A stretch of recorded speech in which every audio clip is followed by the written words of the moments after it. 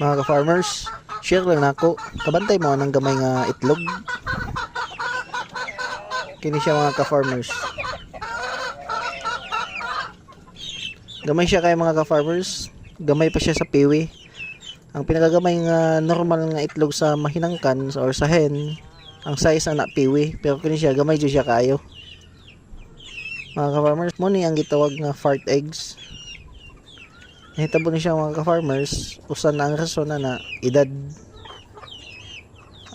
misfire sa reproductive, disruption or stress ug uban pa mga ka-farmers. Wala siya isulod, infertile ni siya manang